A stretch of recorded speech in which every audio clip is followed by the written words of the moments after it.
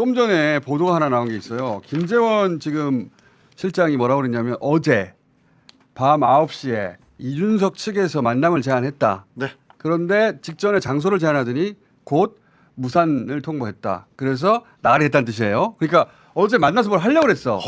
어젯밤에도 또 역사를 만들려고 했었어요. 그러니까 시도가 자, 있었어. 저는 제가 생각할 때는 단일화 확률이 훨씬 높아졌다고 봐요. 지금 이 상황. 아직도요? 끝났다니까. 아니요, 그건 훨씬 높아졌다고 봐요. 자, 근데 왜냐하면 사전 투표 하루 지나갔는데 그러니까 실질적으로 그거는 크게 영향이 많이 없어요. 첫날 지나가도 예.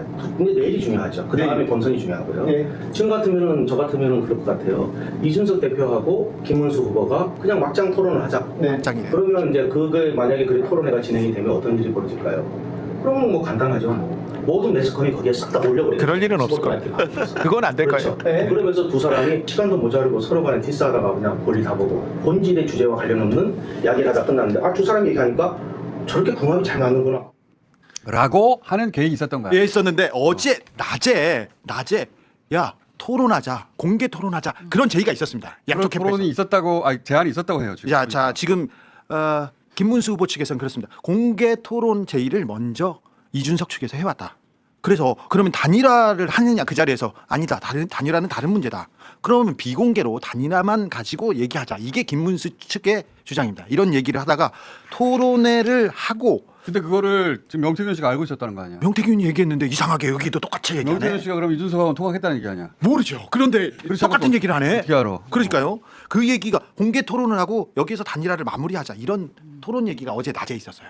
그리고 밤에 그 토론회가 왔다 갔다 하다가 9시에 의원회관에서 만나자는 기별을 받았다. 김문수 후보 측에서. 그래서 김문수 후보가 대기합니다. 9시 전에. 대기예요? 대기. 아유 그럼 대기합니다. 그런데 조금 있다가 연락이 옵니다. 여기 말고 딴 데서. 여기도 둔치에서 보자. 그러니까 아니 단일화 지금 중요한 얘기를 해야 되는데 긴밀한 얘기를 비밀 얘기를 해야 되는데 둔치에서 보고 기자들 많이 오고 카메라 오면 어떻게 하냐. 그래서 못 간다 해서 왔다 갔다 하다가 결국 결렬됐습니다. 어젯밤에. 그러니까 왜 결렬된 거야? 왜냐면 이 이야기는 지금 그 이준석 후보 측에서 먼저 나온 거잖아. 이준석 후보 측에서 제안을 했다고 김문수 후보 측에서는 얘기하고 있고요. 지금 이준석 후보 측에서는 부인하고 있습니다. 이거 어떻게 이해하십니까, 헌화 대표님? 잘왔다고. 근데 저는 며칠 전 왔을 때도 예측을 했던 거라. 그거 한다고 하셨죠. 예. 1시간, 2시간 전에도 바꾸는 사람이고 본인이 직접 나서지 않고 그 측을 통해서 이준석 측을 통해서 늘 움직이는 사람이에요. 그렇기 때문에 여전히 단일화는 긴장하고 있어야 되는. 뭔가 하려고 계속 할 것이다. 그럼요. 지금 이준석 후보 입장에서는 단일화 안 하면 답이 없어요. 그 얘기를 합니다. 할 가능성이 높다고 봅니다. 여전히. 왜냐하면 사법 리스크가 너무 커졌어요. 이준석 후보가 2022년 10월에 경찰이 성접대 의혹 수사할 때 성매매 부분, 알선수재 부분은 빼고 검찰에 기소를 하거든요. 2022년 10월이면 명태균 씨가 가장 실세였을 때예요. 그렇죠. 그리고 저희가 카카오톡을 공개했지만 이준석이 명태균을 통해서 윤석열 부부에게 구명 운동을 했습니다. 구명 운동을. 어차피 징계가 됐고 끝났으니까 제가 볼 때는 명태균 씨가 이준석에 대해서 치명적인 그 약점을 잡고 있는 거예요. 말을 들을 수밖에 없어요. 이준석을 살려준 것이 명태균이었을 것이다. 예, 그래서 저는 어제 여기 와서 뭔가 폭로하러 왔나 나도 뭔가 생각을 결정적인 걸 그게 그래서. 아니라 여기 와서 명태균 씨가 언론 플레이를 하고 한 거예요. 맞아요. 아니, 뭔가는 얘기를 했는데. 이준석 후보를 압박하는 역할을 한 거지. 아 그렇지. 그리고 뭘 단일화를 위해서 단일화 안 하면 내가 입을 열 수도 있어. 이 얘기 계속 하는 거 아니야. 그 단일화를 해야 된다 계속 얘기하고 있죠. 그러니까 안 그러면 내가 말하면은 수술해가지고 몸도 안 좋거든요. 그러니까 이게 국힘에서 명태균 씨를 선수로 투입한 거 아니야? 일종. 맞아요. 그 국민의힘에서는 이준석 후보에게 그 압박을 가할 수 있는 인물들 중에 명태균 씨가 압박이요? 뭘 들고 있길래 압박이 된다고 생각하는 거야? 명태균 씨한테 당 대표가 될 때 그리고 노원을 포기하고 동탄으로 갈 때 그리고 홍매화 얘기 계속 하던데 거기 뭐가 있는 거야? 홍매화. 이 주술적인 뭐가 있다니까. 그거 주술적인 여기 거? 다 얘기 안 해도 돼. 하지 마. 좀 놔둬.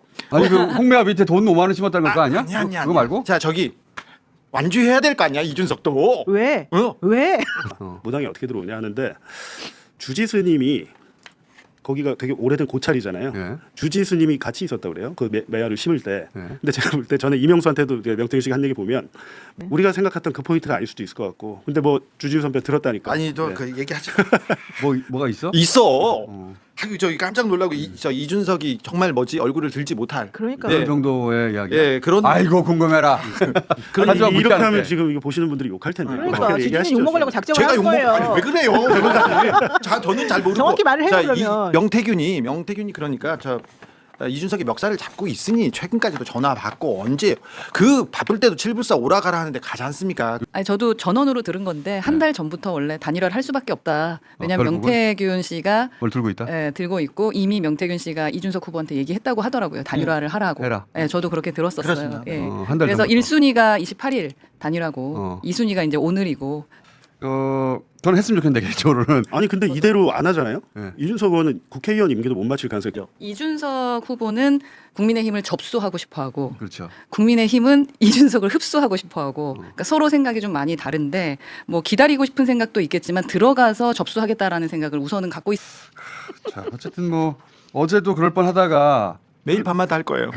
그런 압박이 세게 있었는데 어제는 나가게 된 거잖아. 네. 김문수 후보가 대기를 했답니다. 대기를 하다가 국민의힘 어떻게 될 것이다 보다 이준석이 단일화에 나서지 않으면 그 미래가 있으면 조금 있으면 힘들게 죽고 뭐 그런 거죠. 한 달 전에 명태균 씨가 저랑 통화할 때는 단일화하면 이준석 정치 생명 끝난다고 그랬어요. 단일화 아니면 방법이 없다고 계속 얘기하고 있습니다. 지금 그거는 명태균 씨도 누군가의 또 압력 내지는 이야기를 들은 거지. 얘기를 네. 계속 하고 있겠죠. 역할을 해라. 당신 역할을 해야지. 아직 명태균 씨는 사실 잠깐 나온 거거든요 지금. 예, 모든 게 끝난 게 아니라. 명태균 씨는 자기 장사를 하고 있는 건데 이제 대선 끝나고 나면 자기 특검 어차피 진행이 될 건데 거기서 자기가 살아남을 수 있는 방법을 지금 계속해서 모색을 하면서 뭐 민주당의 모 인사 뭐 어디에 모 인사들하고 엮여 있는 모든 것들을 자기가 들고 이걸 내가 공개할 수도 있는데 나를 잘 봐주면 내가 잘 이건 이제 이런 거거든요. 예. 이준석이 위원인 시절 박근혜 정부의 비대위원인 시절 20대죠. 그때 김성진이라고 하는 분이 이 접대를 한 거예요. 접대. 네. 그 돈을 다 날린 거 아니야 이런 식으로 얘기했는데 투자자들이 보니까 이준석 같은 그런 얼굴 마담들을 김성진이 내세워서 투자를 유치를 한 거예요. 근데 그게 지금 피해 금액이 200억이 넘습니다. 그렇죠. 그 중에 한 분, 제가 했던 그 상납 장부 작성하신 그 김모 씨는 지난해 11월에 극단적인 선택으로 삶을 마감하셨어요. 왜 마감했냐? 김성진한테 그 해달라는 모든 걸 한 30억 원 가량을 투자를 해서 모든 선물과 접대를 해준 다음에 김성진이 사기로 들어갔잖아요 감옥에. 본인이 이제 대전에서 제일 큰 클럽을 운영했는데 싹 다 망했습니다.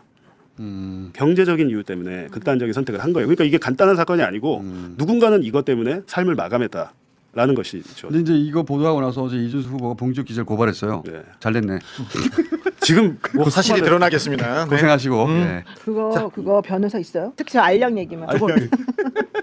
예. 자, 이준석 후보가 고발을 했고, 근데 단일화 어젯밤에는 실패했고, 오늘 밤에도 또 시도가 오늘 밤에도 시도할 시도할 수도 있다는 내일도 거네. 시도하고 끝날 때까지는 계속 근데 시도하고. 오늘 밤에 안 되면 어차피 투표가 없으니까 거예요 서로 간에. 그래서 국민의힘 내부에서. 조선일보에서도 맞아요. 안철수의 재발견 얘기를 하고 안철수 재발견 있어요. 계속 나와요. 그래서. 안철수 재발견? 어제 어제 나왔죠. 밀고 재발 있어요. 영상 하나 틀어줘봐라. 재발견. 어제 근데 이재명 지지 선언했어요. 그러니까 백현동 산다 그러면. 말은 제 바로 하더라고요. 거 멈춰주기 위해서라도 제발 이번 이재명 후보 찍어주셔야 합니다. 아이고 잘한다. 박수쳐 뒤에 후보입니다. 김문수 후보. 야, 진짜 죄송합니다. 한번 더. 이번 김문수 후보 찍어주셔야 합니다. 1번입니다. 지금 취재한 기자하고 제가 어제 확인을 해봤는데 어. 실제 안철수 의원은 자기 지금 세도 내부에 없잖아요. 그것도 그렇고 좀 왔다 갔다 하니까. 그러니까 오히려 저분이 이제 대타용으로. 그러니까 김문수 씨도 결국 자기가 이제 당권 잡으려고 하겠지만 결국도 지금 너무 세져서 그 사람 이제 내 말 안 들을 것이다. 그리고 이 사람은 나중에 말 번복한다. 이게 국민의힘 내부의 생각이고. 그러면 그래도 요즘 제일 이쪽에 호의적으로 할 수밖에 없는 힘이 없는 이런 사람을 골라야 되는데 이준석은 들어오면 또 난리치게 뻔하고 절대 안 된다. 그래서 안철수 의원 쪽으로 지금 가닥 잡는 사람도 있다는 거죠. 이준석 후보한테 단일화 찌라시로.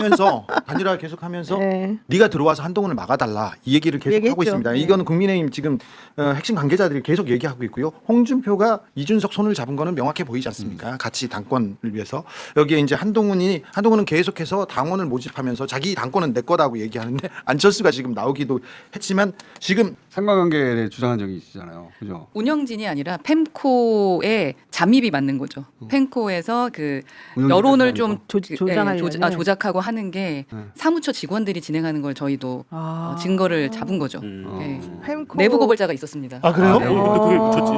그거 되게 중요한 그러니까 부분인데. 근데 그 내부 정당에서 그 여론을 만들고. 그래서 고발을 자기들- 했는데 어. 예, 맞아요. 정당에서 만들어서 펜코 쪽에 여론을 이렇게 조작하는 게 있었고. 그리고 다시 갖다 쓰고요. 네네, 그걸 또 쓰고. 근데 그걸 고발했는데 어떻게 그리고 됐어요? 고발했는데 지금 그 썼던 친구들 조사 중이고 그 압색도 한 걸로 알고 있고 어디에, 검찰로 어디에 올라갔고 압색도? 경찰 쪽에서 지금 검찰 쪽으로 올라간 걸로 알고 근데 지금 딱 멈춰 있습니다. 대선 때문에 저는 그 정도만 보고를 이거 받았고. 되게 중요한 건데. 네. 그러니까 예를 비슷하다, 들어 가보자. 그러니까 아이디 제가 한 3개인가 4개 고발을 했는데 네. 그게 약간 사무처 직원 같다라고 하면서 했거든요. 그래서 이제 이거 선거 딱 끝나면 저는 그걸 어떻게 그리고 또 제보를 받았는데 네. 이준석 후보가 요청해서 저에 아. 대해서도 여론 조작을 한 것을 제가 제보를 받긴 했어요. 아. 근데 그건 이제 증거가 없으니까 이 제가 경찰하고 얘기를 했을 때도 좀 애매하다라고는 하더라고요. 근데 물어보면 나오지 않을까 그 사람들? 그래서 이제 만약에 이게 이슈가 점점 커지면 한번 고발했던 게 좀 효과가 있지 않을까 뭐 이런 생각은 하고. 한겨레 단독인데 관저 나올 때 그 윤석열 김건희 부부가 수돗물을 뭐 2주간 이렇게 많이 썼어라고 했는데 알고 봤더니 그게 그 2주간이 아니라 2년 동안 2013년부터. 2년 동안 특정 관저에서 저는 자기들이 저기서 그 부분도 말이 안 되는 거예요. 물이 지금 제일 덜 쓰인 시점 있잖아요. 2022년 뭐 10월, 11월, 12월 요 타임에 그분들이 해외 나갔었을 때는 좀 물을 덜 쓴 것 같아요. 해외 순방 같은 거 이제 그 윤석열 부부가 해외 순방 나가고 초창기 때 많이 그랬잖아요. 아니 저기 1,000톤 그때- 이상 썼을 때도 있어. 그러니까 그때는 그때하고 비교를 해보면 이 사람들이 여기 없을 때는 엄청나게 물의 양이 줄어들고 이 사람이 이제 여기 관저에 있을 때는 엄청나게 갑자기 팍 늘어난 거잖아요. 그럼 있는 동안에 뭔가 한 거야. 그러니까 사람하고 관계된 간신히 온 경찰한테 안 것인데. 줬지. 안 줬죠. 자 검찰에서 그리고 특별히 명태균 의혹을 수사하고 있는 중앙지검에서 김건희 씨한테 이번 주에도 나오라고 했었어요. 그러니까 대선 뒤에 나갈게. 그러니까 당신이 왜 이 얘기를 국민들은 생각했잖아요. 검찰에서도 했어요. 그러니까 대선 김건희 씨가. 그렇죠. 그래서 나오라고 했는데 전후를 떠나서 저 대선 직전이든 아니면 직후든 김건희 여사는 바로 소환될 가능성이 매우 높습니다. 그러니까 그리고 실무진들은 빨리 소환하자. 네. 그래서 지금 쳤고요. 그리고는 지금 실무진에는 바로 소환하자마자 신병을 네. 자 김성훈에 대한 수사가 지금 계속 되고 있고요. 이번 주는 다 지났으니 다음 주에는 김성훈의 수사 그리고 김건희 수사를 엄청 조금씩 나오기 시작했는데 경찰은 지금 열심히 하고 있습니다. 하고 경찰이 지금 태세 전환한 게 보입니다. 어. 세세서는 세대 전환했으면 뭐 어떻게